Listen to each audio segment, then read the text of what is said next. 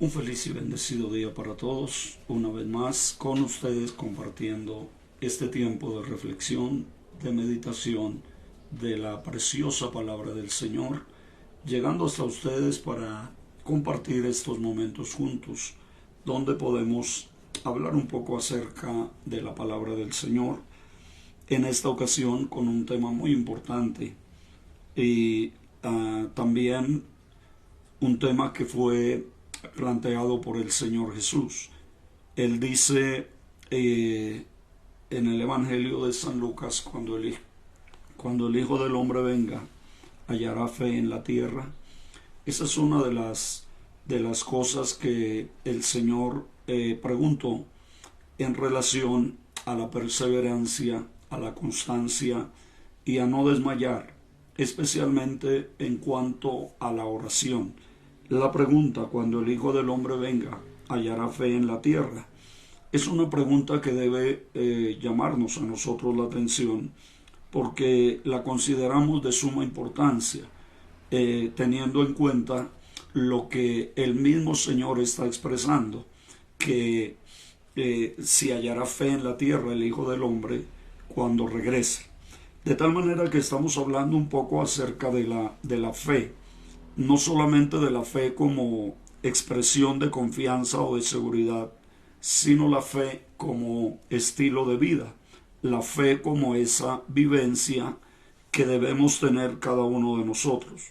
Como dice la Biblia en el libro de Habacuc, mas el justo por su fe vivirá, o como también nos dice el apóstol Pablo en Romanos 1:17, donde nos presenta la fe como esencia del Evangelio.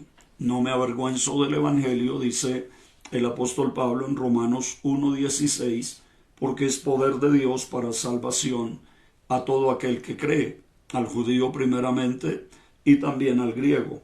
Pero el verso 17 dice, porque en el Evangelio la justicia de Dios se revela por fe y para fe. Dos cosas importantes, por fe, pero también para fe. Como está escrito, mas el justo por su fe vivirá. En Gálatas capítulo 3 y el versículo 11, también se utiliza la misma declaración de Habacuc, pero se utiliza o se usa en otro contexto. El contexto de Gálatas es el contexto de la justificación, es el contexto de la obra de Dios en la vida de los seres humanos. Concretamente dice el versículo 11, y por la ley ninguno se justifica para con Dios, es evidente, porque el justo por la fe vivirá. De tal manera que Habacuc tiene un contexto en el cual utiliza esa declaración. El apóstol Pablo en Romanos tiene también un contexto, y Gálatas también nos presenta otro contexto. El contexto de Gálatas es el contexto de la justicia para con Dios, la justificación, la obra que hace Dios en la vida de los creyentes gracias a lo que se realizó por ellos en la cruz allá a 2000 años atrás.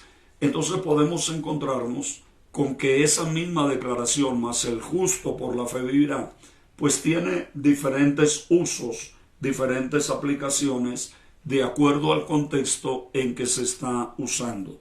No es la misma connotación la de Habacuc, la de Romanos, la de la carta a los Gálatas, y hay una más en Hebreos capítulo 10, versículo 38.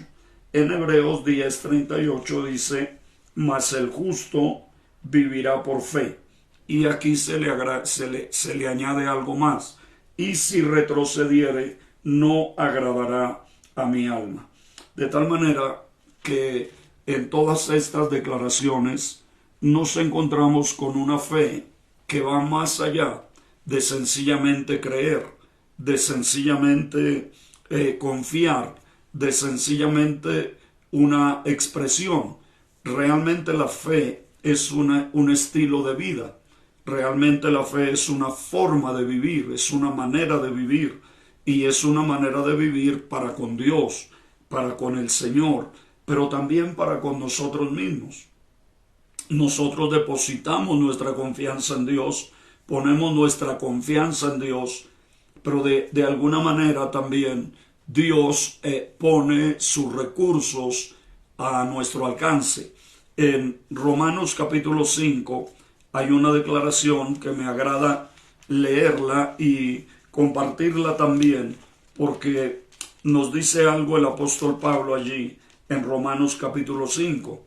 Dice: justificados por la fe, tenemos paz para con Dios por medio de nuestro Señor Jesucristo, por quien también tenemos entrada por la fe a esta gracia en la cual estamos firmes y nos gloriamos en la esperanza de la gloria de Dios. Justificados por la fe, tenemos paz para con Dios, y por esa justificación también tenemos entrada por la fe a la gracia, a esa provisión que Dios ha hecho y que sigue haciendo para nosotros.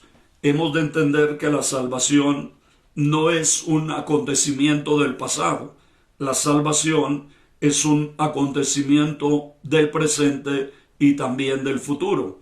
En el pasado fuimos salvos, en el presente estamos siendo salvos y en el futuro seremos salvos. De tal manera que toda la obra de Dios en la vida del creyente es continua y es progresiva. Siempre vamos de menos a más. Siempre vamos encontrándonos en el camino con nuevas riquezas, con nuevos tesoros, con nuevas demostraciones de la gracia, de la bondad y del poder de Dios. También nosotros nos podemos encontrar con que la fe tiene algunos obstáculos. La fe tiene algunas barreras que quieren impedirla, detenerla, o sencillamente que la fe se vuelva inactiva, inoperante. Por ejemplo, en el capítulo 15 del Evangelio de San Mateo, nos encontramos con un acontecimiento allí que nos muestra cómo hay algunos obstáculos para la fe. Y es concretamente del verso 21 al verso 28 más bien, donde finalmente el Señor termina diciéndole a una mujer extranjera, cananea, termina el Señor diciéndole: oh mujer, grande es tu fe. Pero esa fe de esa mujer, para llegar a ese punto en el cual el Señor le dice grande es tu fe, pues tuvo que superar varios obstáculos. Vamos a mirar algunos de ellos. Dice el versículo 21, saliendo Jesús de allí, se fue a la región de Tiro y de Sidón. Y allí, en esa región de Tiro y de Sidón, una mujer cananea que había salido clamaba diciéndole: Señor, Hijo de David, ten misericordia de mí. Mi hija es gravemente atormentada por un demonio. A una mujer necesitada viene a Jesús, viene a donde hay que venir, viene a quien hay que venir, acude a quien hay que acudir, pero se va a encontrar con una serie de obstáculos, con una serie de cosas que van a probar el temple de su fe, van a probar la grandeza de su fe, van a probar la estructura de su fe, si se quiere, entendiendo que cuando Dios nos prueba no es para Él saber lo que hay en nosotros. Él ya lo sabe, Él ya lo conoce de antemano. La prueba es para que nosotros sepamos lo que realmente tenemos, lo que realmente somos y lo que realmente podemos llegar a ser. Cuando la Biblia dice allá en el libro de Deuteronomio que Dios llevó a Israel a través del desierto, los hizo tener hambre, padecer sed, todas esas cosas, dice, para probarlos, para saber lo que había en su corazón, si habían de guardar o no los mandamientos de Dios. No es que Dios no sabía lo que había en ellos, no es que Dios quería de repente mirar qué hay en el corazón. Cuando Dios te prueba a ti y a mí como creyentes, no es porque Él no sepa lo que somos, No es porque Él no sepa de qué estamos hechos. Más bien somos nosotros los que necesitamos conocer. Y en medio de la prueba es cuando sale a flote lo mejor que hay en nosotros.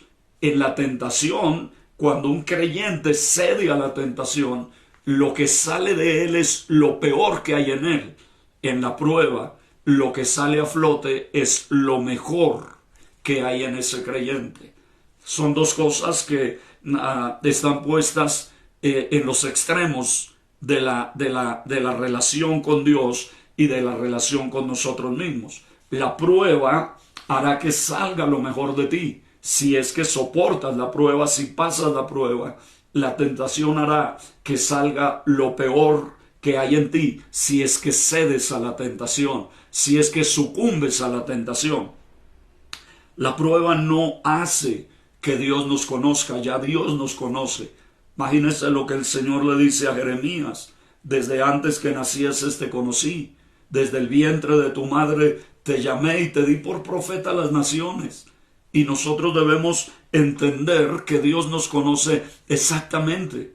Suelo decirle a la iglesia que no hay nada en nosotros que pueda sorprender a Dios. En ti no hay nada que pueda sorprender a Dios. En mí no hay nada que pueda sorprender a Dios. Lo que yo fui, Dios lo sabe. Lo que yo soy, Dios lo sabe. Lo que voy a hacer, Dios lo sabe. Pero yo no. Entonces Dios me prueba para que yo mismo sepa. Esa mujer no sabía la calidad de fe que tenía, pero llegó a conocerla. Jesús le dice: oh mujer, grande es tu fe. Si lo que Jesús está es tratando de ver qué tanta fe hay en esa mujer, no necesita decírselo. Es ella la que necesita saber que su fe sí alcanza para recibir el milagro que Dios va a hacer en ella. Es extraordinario cuando nosotros entendemos lo maravilloso que es nuestro Dios, que nos hace saber no lo que Él ya sabe, sino que nos hace saber lo que nosotros no sabemos y lo que nosotros no entendemos. A veces nos desenvolvemos en la vida como si fuésemos simples pasajeros más en el transitar de la vida, y no nos damos cuenta que Dios ha puesto en nosotros, en nuestra vida, recursos invaluables, maravillosos, que la prueba los saca a flote y nos damos cuenta que sí podíamos seguir adelante, que sí podíamos esperar en Dios, que sí podíamos levantarnos del dolor, que sí podíamos levantarnos de la situación que estábamos atravesando. Y el primer obstáculo con el que se encuentra esa mujer es con que ella grita, ella clama, según lo que nos dice Mateo, ella clama, pero Jesús no le respondió palabra. Tremenda situación cuando Dios guarda silencio. Tremenda situación cuando esperábamos una respuesta y no llega en el momento que la anhelábamos. Cuando Dios sencillamente se calla. Cuando el Señor sencillamente no dice nada. Cuando el Señor sencillamente guarda silencio. Mateo lo dice de esa manera. Dice: pero Jesús no le respondió palabra. No le dijo absolutamente nada, ni bueno, ni malo, ni buenos días, ni buenas tardes, ni cómo estás, absolutamente nada. No hubo respuesta, no hubo palabra. Qué cosa más difícil encontrarse uno ante el silencio de aquel que le puede ayudar, de aquel que puede obrar en nuestras vidas. Tal vez muchos creyentes nos hemos encontrado con ese momento de silencio de Dios. Alguien compuso un himno y incluyó ese momento. Y entonces en su himno, muy hermoso por cierto, dice: cuando Él se queda en silencio es porque está trabajando. Cuando Él no dice nada. Como aquella ocasión cuando le trajeron la mujer sorprendida en adulterio y le preguntaban qué hay que hacer con ella, y Él guardó silencio por un momento. El silencio de Dios no es el rechazo de Dios. El silencio de Dios nos debe llevar a la espera, a la confianza, a la seguridad. Nos debe llevar a quedarnos quietos. Nos debe llevar ese silencio de Dios que nosotros lo sentimos algunas veces. Nos debe llevar a la quietud, a la tranquilidad, a la paz.